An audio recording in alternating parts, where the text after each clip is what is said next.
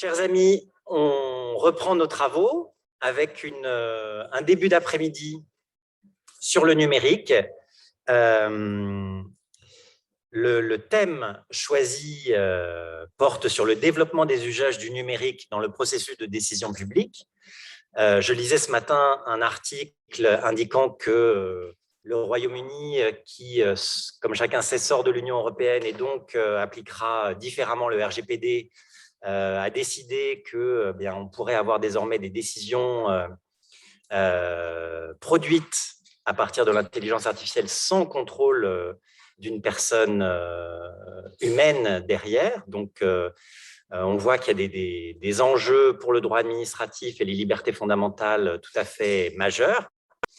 Et pour donc parler de ce thème, nous aurons deux interventions de Lucie Cluzel, que tout le monde connaît, Primavera. Et on écoute d'abord Lucie.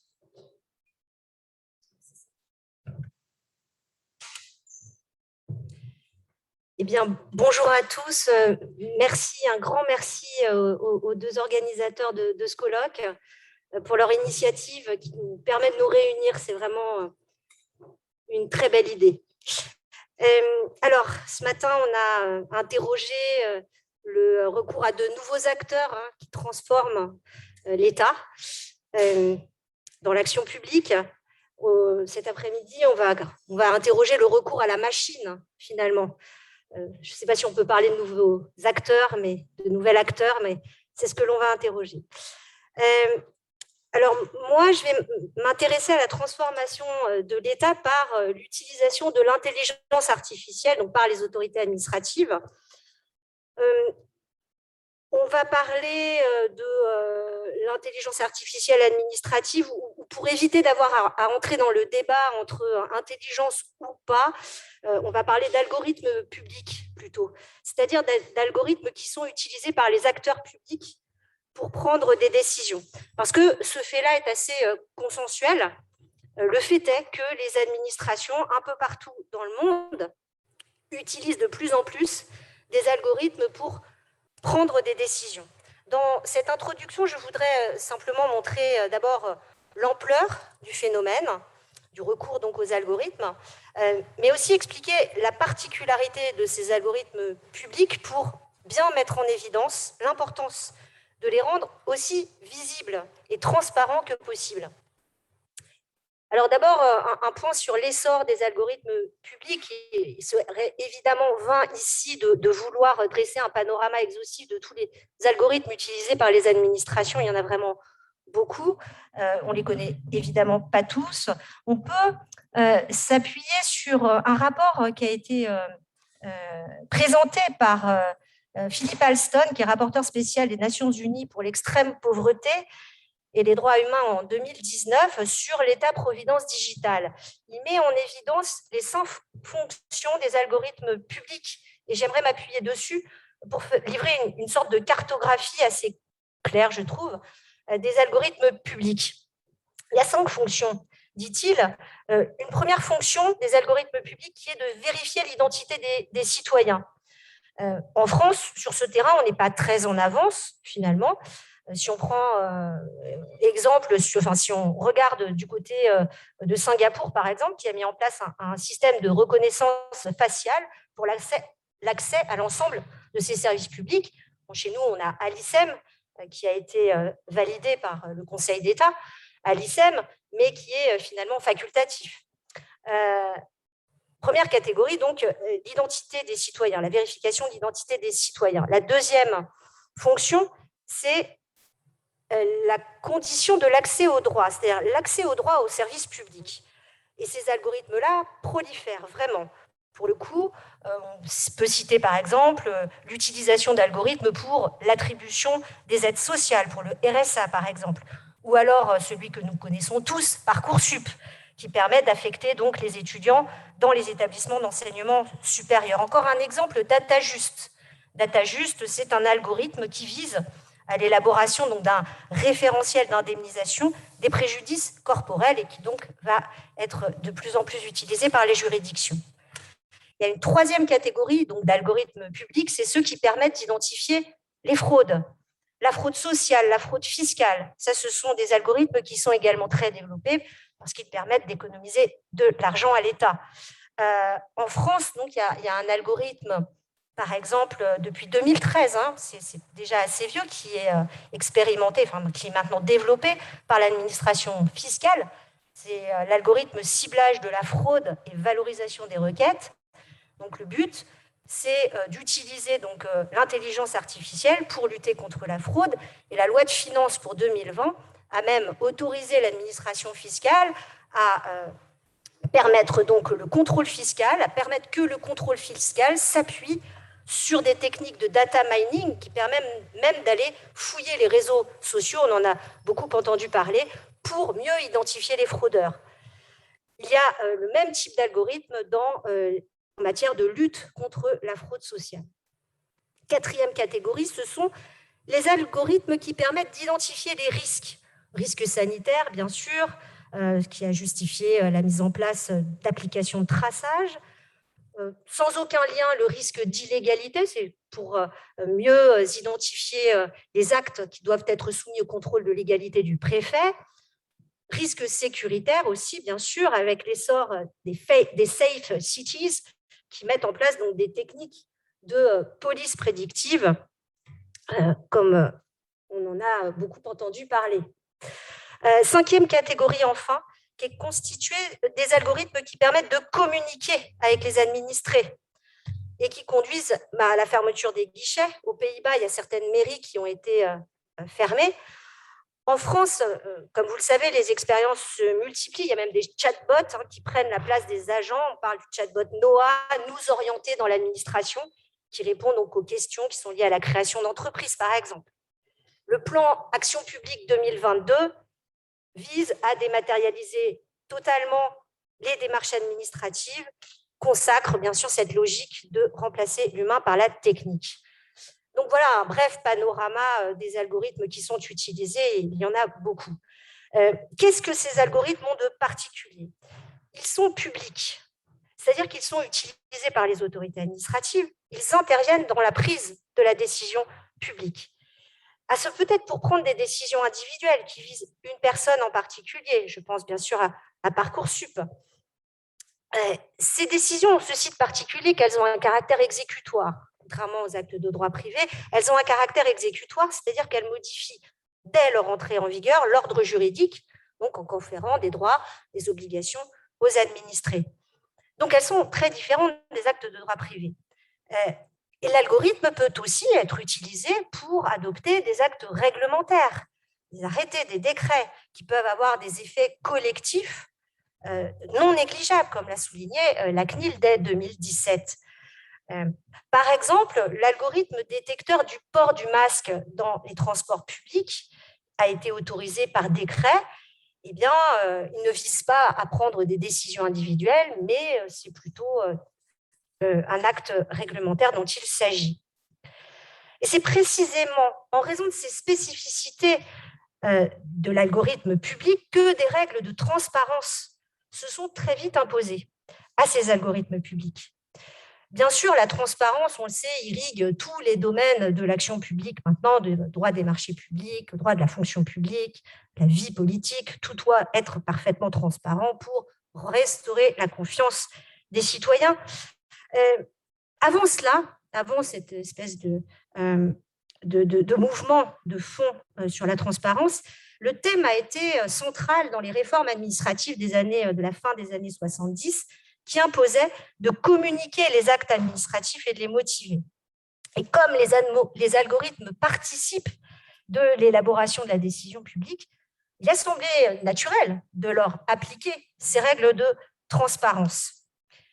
Et clairement, le droit positif, en France comme dans d'autres États, et je pense aussi au règlement européen sur l'intelligence artificielle, au projet de règlement européen sur l'intelligence artificielle, entend précisément consacrer cette exigence de transparence qui doit donc s'appliquer à l'IA. Mais qu'entend-on par transparence?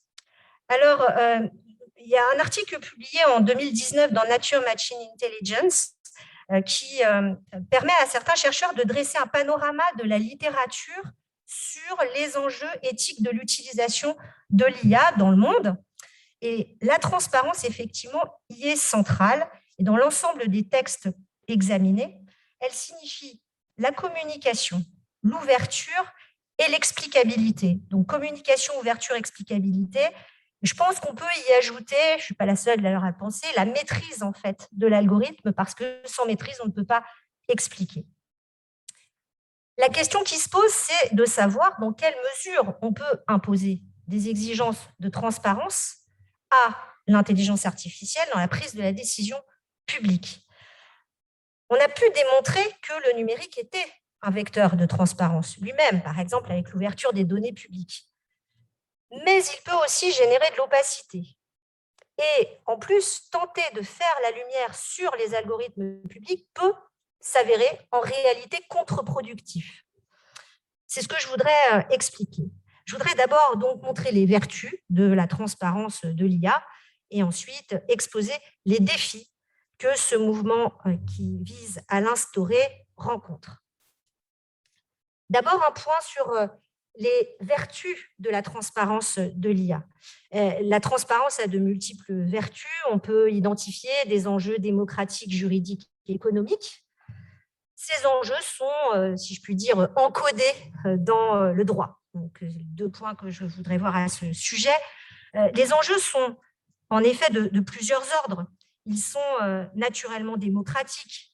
Communiquer les algorithmes, être capable d'expliquer leur rôle dans la prise de la décision publique, leur fonctionnement, doit permettre de comprendre la décision, de l'accepter, d'anticiper. C'est même un gage de sécurité juridique. Et d'ailleurs, les enjeux sont aussi juridiques, parce que la transparence est la condition sine qua non pour pouvoir vérifier que les pouvoirs publics respectent bien la légalité. La transparence, finalement, c'est une condition de l'état de droit. Comment, en effet, savoir si le fonctionnement d'un algorithme ne comporte aucun biais discriminatoire, par exemple, si on n'y a pas accès? Les enjeux sont aussi, enfin, économiques. C'est peut-être moins évident et c'est pourtant tout à fait fondamental, parce que c'est essentiellement ce qui motive l'ouverture des données publiques, l'open data, des algorithmes et des codes sources utilisés par les administrations. Cette ouverture, en effet, des données publiques et des codes sources s'inscrit dans une logique d'innovation, de recherche, de développement économique. L'idée, c'est justement de libérer les algorithmes pour permettre leur réutilisation dans le but de créer de la valeur économique. C'est ce que souligne d'ailleurs le rapport Botorel de décembre 2020. Et dans ce cadre, donc, la France participe de manière assez active au partenariat pour un gouvernement ouvert, donc, qui est un cadre privilégié pour promouvoir cette politique d'open data. La traduction juridique de ces enjeux. Je ne vais pas, là encore, faire une liste exhaustive de tous les textes et de la jurisprudence qui ont imposé la transparence des algorithmes publics, mais juste, je voudrais citer les plus emblématiques sur le droit à la communication et sur le droit à l'explicabilité. Alors, depuis 1978, avec la loi Informatique et Liberté, reformulée en 2004, et puis avec la loi CADA des mêmes années de 1978, depuis ces années-là, la transparence a nettement progressé. Et aujourd'hui, elle se traduit avec la loi pour une république numérique en 2016, donc, elle se traduit par l'assimilation des codes sources publics à des documents administratifs communicables. Et qui plus est, qui peuvent être mis en open data de manière progressive, mais tout de même. Ce qui fait que, je vois l'heure qui passe, je vais peut-être passer sur ces considérations vraiment très juridiques, mais pour faire court, il a été acté donc que les algorithmes doivent pouvoir être communiqués et publiés à la demande de l'administré, que certaines administrations les plus importantes ont même obligation de publier en ligne de leurs initiatives certains documents, dans le cadre de la politique d'open data. Donc, par défaut, les administrations doivent publier en ligne les codes sources qu'elles utilisent. On en est loin pour le moment. C'est une politique qui est portée, bien sûr, par l'Union européenne, qui a relancé donc, cette politique d'open data avec une directive PSI de 2019.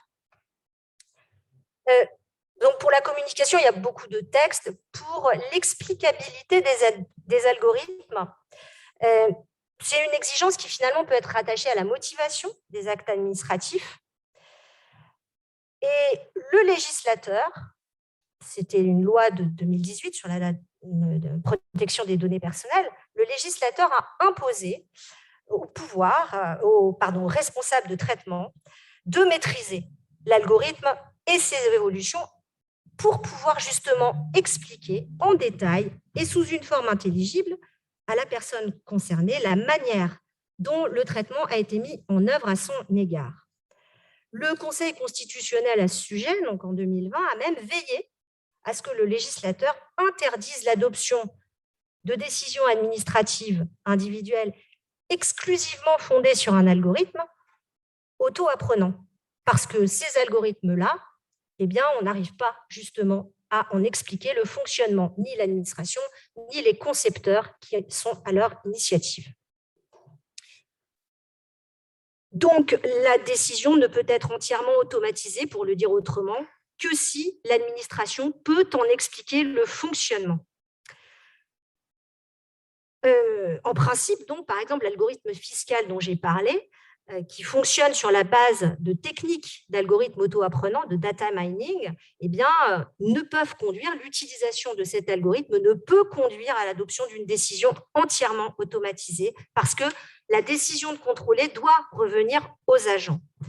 Dans d'autres pays, ces mêmes exigences de transparence ont été consacrées, plutôt par le juge d'ailleurs, c'est le cas en tout cas en Italie et aux Pays-Bas. Au niveau européen, je vais passer sur ce point, mais au niveau européen, la transparence est aussi tout à fait centrale et doit s'appliquer en particulier aux algorithmes publics. C'est dans la proposition de règlement européen de l'IA. Et dans ce règlement, ce qui est intéressant, c'est qu'il y a une espèce d'échelle de risque. Plus l'algorithme est risqué pour les droits fondamentaux, pour l'exercice des droits fondamentaux, pour la vie privée, pour la non-discrimination, par exemple, plus l'algorithme est risqué et plus il doit être transparent. Or, précisément, c'est le contraire qu'on observe. C'est-à-dire que l'effectivité vraiment là, de la norme est mise à rude épreuve parce que la transparence de l'IA est en réalité un véritable défi, et c'est le deuxième point que je voudrais voir. Les défis donc de la transparence. Pour schématiser, on peut classer en deux catégories ces deux défis. Il y a des obstacles à la communication, donc à l'ouverture de l'algorithme, et puis il y a des obstacles à la maîtrise de l'algorithme. Des obstacles à la communication et à l'ouverture. Alors, c'est la nécessité de protéger certains secrets qui justifient que certains algorithmes soient exclus du champ de la communication et a fortiori de l'open data. Par exemple, pour reprendre mon algorithme fiscal de lutte contre la fraude, la communication de cet algorithme, forcément, s'il était divulgué, eh bien, ça compromettrait tout effort de poursuite. Ça paraît assez logique et c'est la raison pour laquelle cet algorithme est couvert par l'un des secrets prévus par la loi, qui est la recherche et la prévention d'infractions. Il y a certains algorithmes qui sont, d'une certaine manière, couverts par un secret qui est totalement justifié. Alors, dans un autre registre, le Conseil constitutionnel a validé l'exclusion de la totale communication de l'algorithme Parcoursup pour protéger le secret des délibérations des commissions pédagogiques, un autre type de secret. De même, les droits de propriété intellectuelle, qui sont détenus par des tiers sur les codes en question, sur les codes sources, justifient que l'on ne communique pas l'algorithme en question.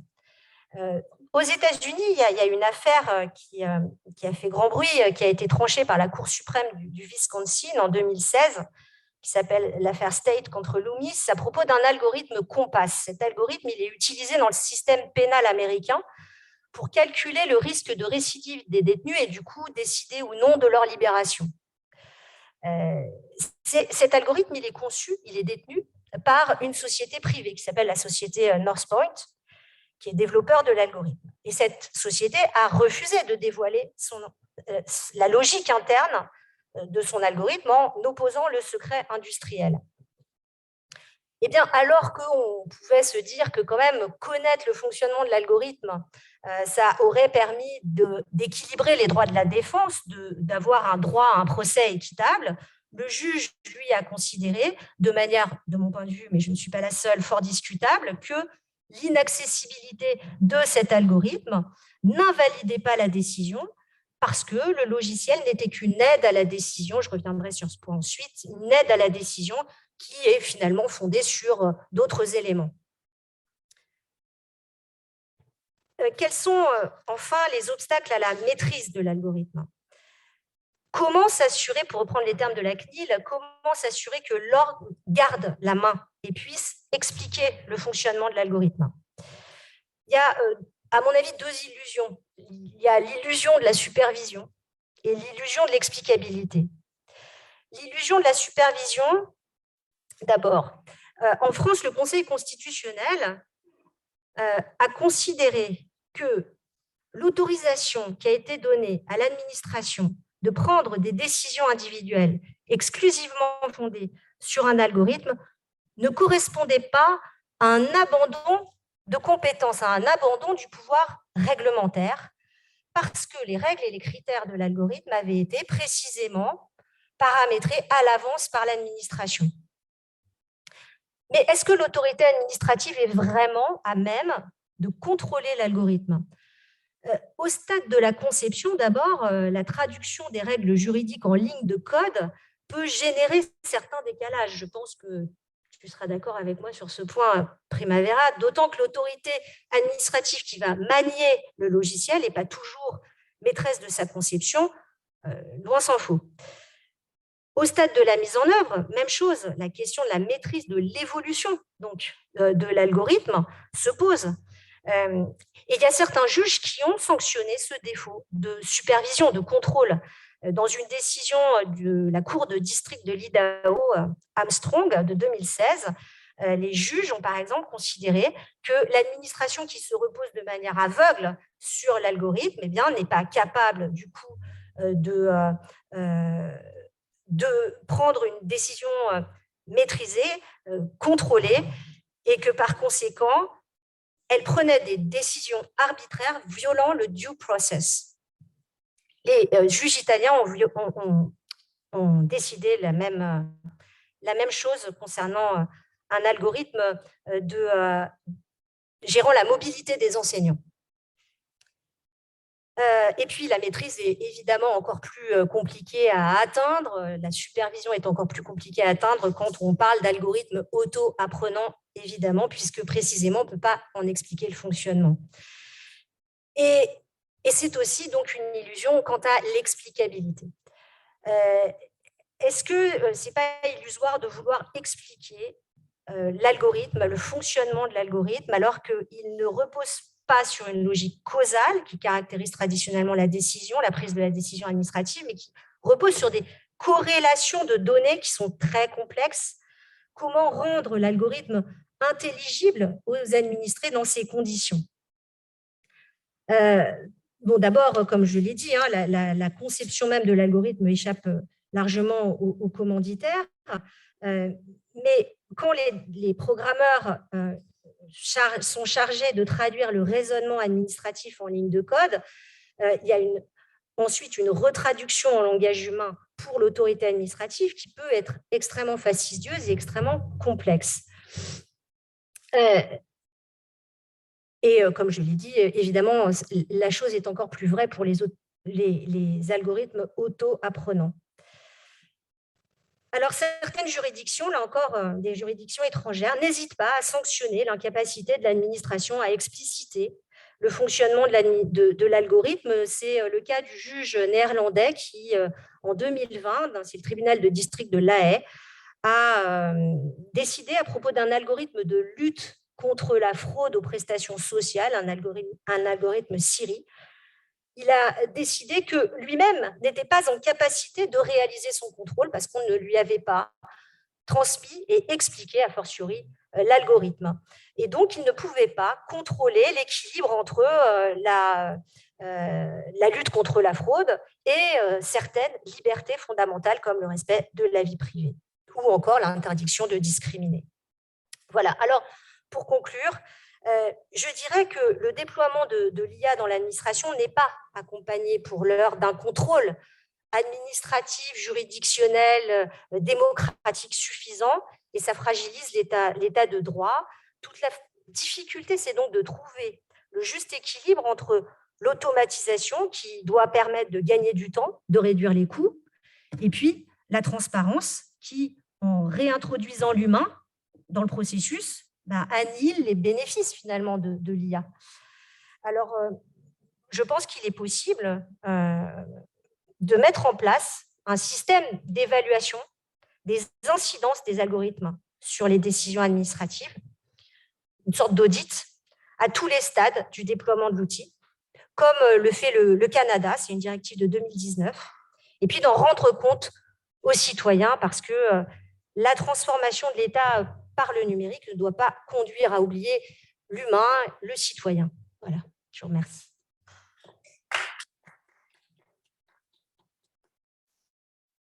Merci Lucie, fascinante.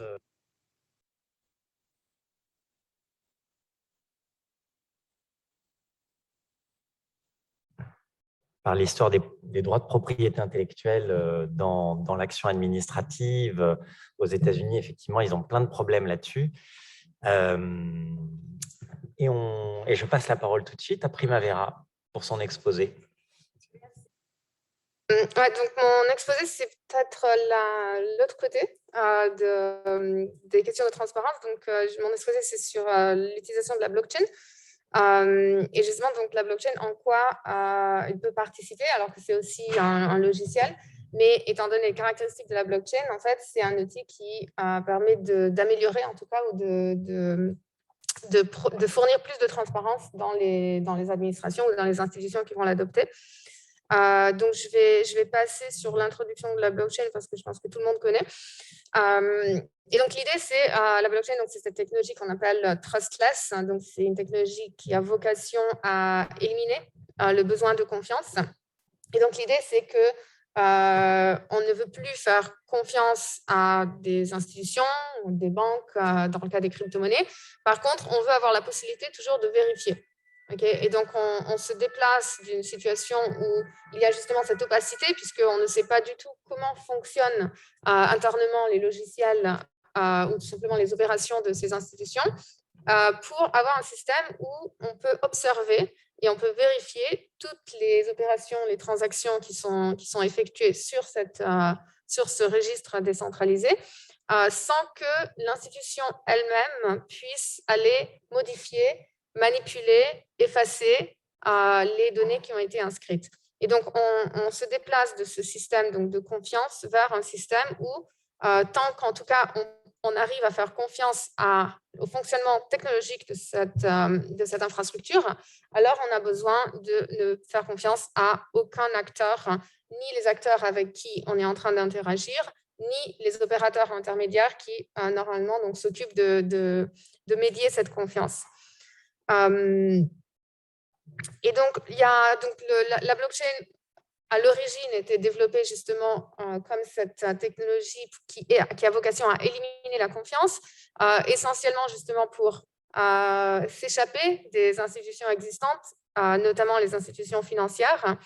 Au fur et à mesure, elle a commencé à être adoptée aussi par des opérateurs privés qui, tout d'un coup, en fait, adoptent cette technologie pour se réintroduire comme des nouveaux opérateurs ou des nouveaux intermédiaires de confiance, tout en utilisant la narrative de la désintermédiation et de la décentralisation, mais en fin de compte, c'est devenu plus un outil pour éliminer les institutions traditionnelles et créer des nouvelles institutions soi-disant décentralisées, mais qui en fait se positionnent comme des nouveaux intermédiaires.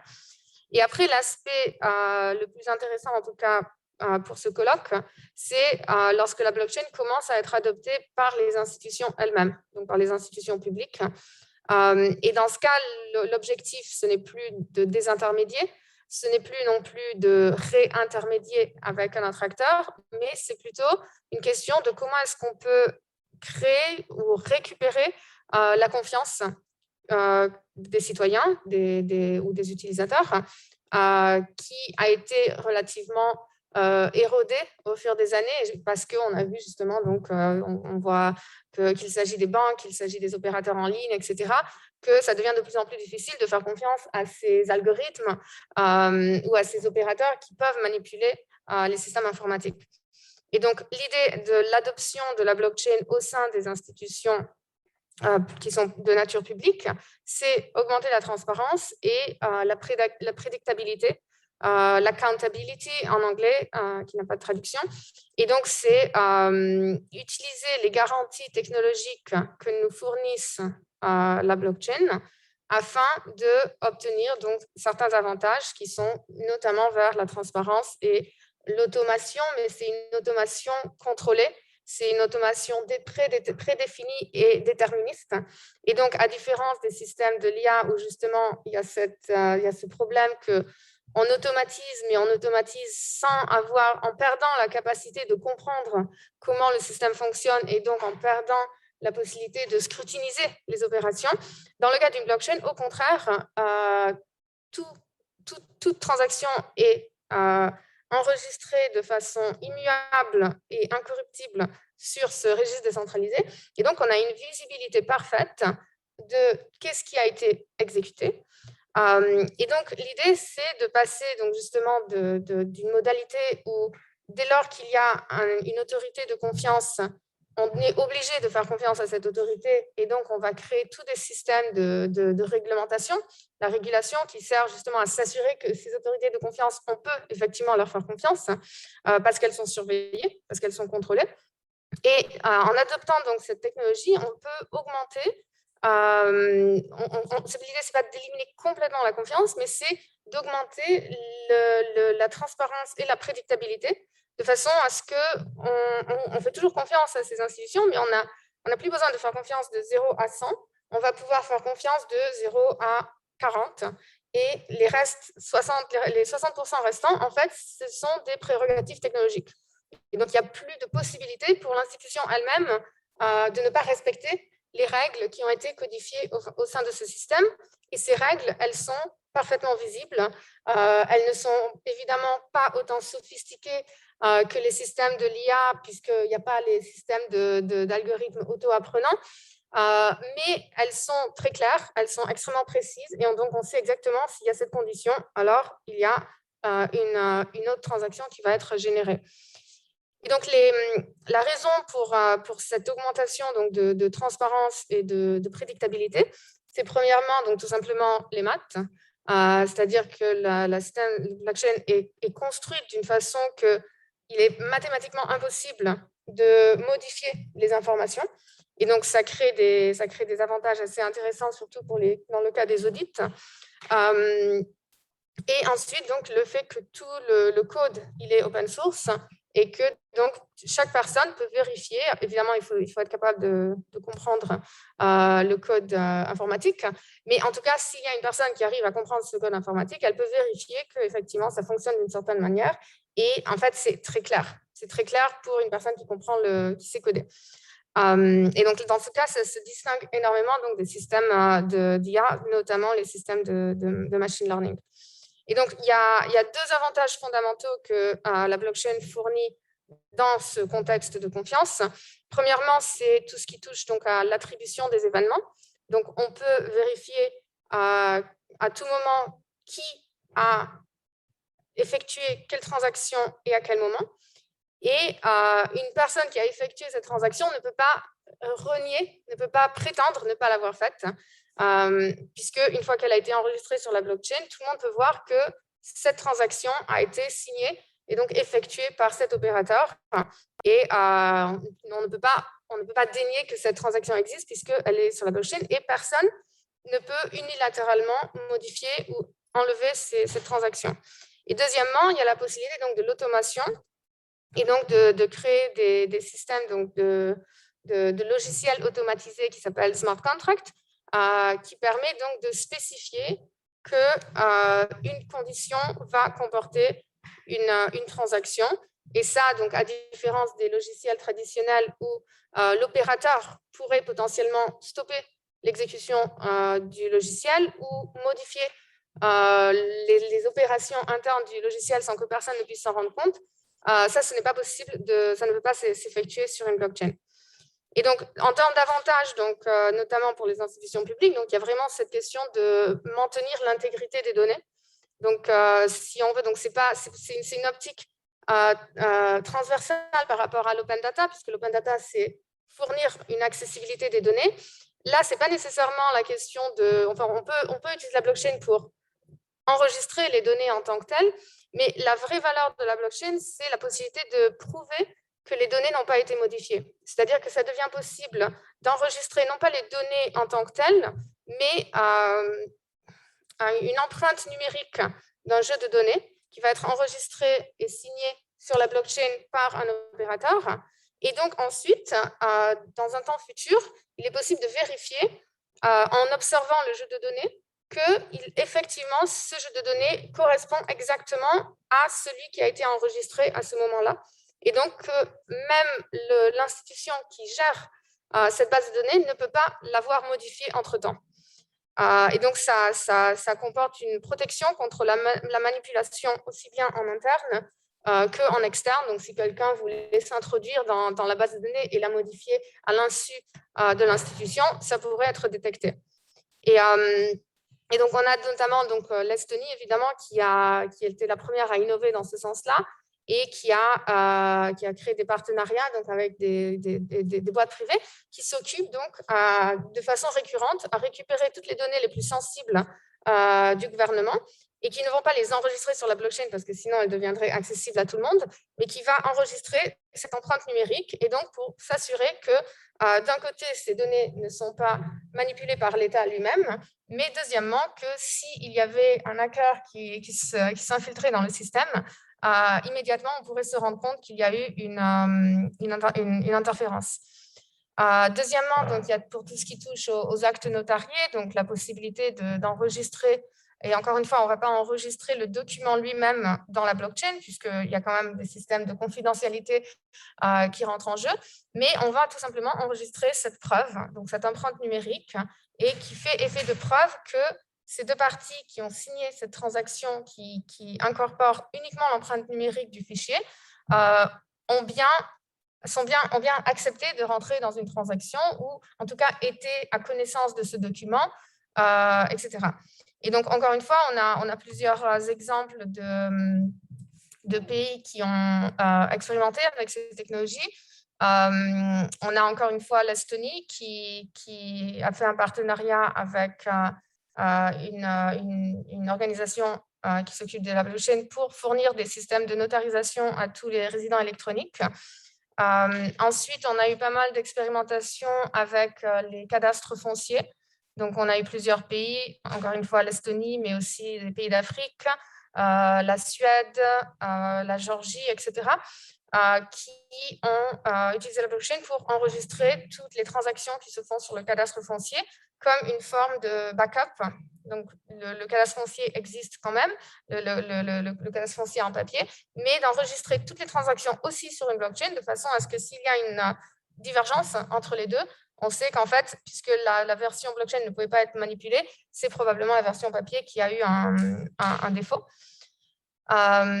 Et ensuite, on a donc encore dans les modèles de notarisation, on a aussi donc les universités qui ont commencé à s'intéresser à l'utilisation de la blockchain pour notamment émettre des certificats ou des diplômes, de façon à ce que les élèves peuvent démontrer d'avoir effectivement obtenu un diplôme sans avoir la possibilité donc, de forger ces diplômes et donc sans que l'employeur, etc., doivent aller demander et vérifier et contrôler auprès de l'université qu'effectivement ce diplôme a été donné.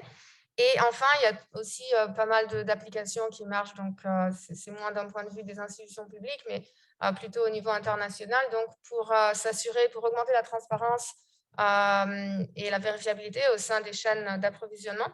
et donc d'enregistrer toutes les étapes qu'un produit fait par rapport à sa production et à sa distribution, de façon d'un côté donc à pouvoir vérifier qu'il provient bien de là où le marchand prétend, mais aussi pour par exemple éviter les contrefaçons, parce qu'on va détecter si deux produits prétendent originer du même token qui ne peut pas lui être dupliqué sur la blockchain. Et enfin, juste pour terminer, donc il y a tous les avantages en termes de conformité réglementaire. Et donc, en fait, la possibilité d'utiliser la blockchain par aussi donc, des entreprises privées qui sont sujettes à des réglementations, notamment par rapport donc, aux audits, puisque, encore une fois, donc, la blockchain permet, puisque l'institution qui va utiliser cette technologie ne peut pas manipuler le registre, ça veut dire qu'une institution ne va pas pouvoir faire des transactions qui ne vont pas apparaître sur la blockchain, de même qu'elle ne va pas pouvoir prétendre ne pas avoir fait des transactions qui apparaissent sur la blockchain. Et donc, il devient possible, grâce à cette technologie, d'avoir des systèmes d'audit en temps réel et qui sont donc beaucoup plus sécurisés et qui ont besoin de beaucoup moins de travail et de surveillance par rapport aux boîtes d'audit traditionnelles.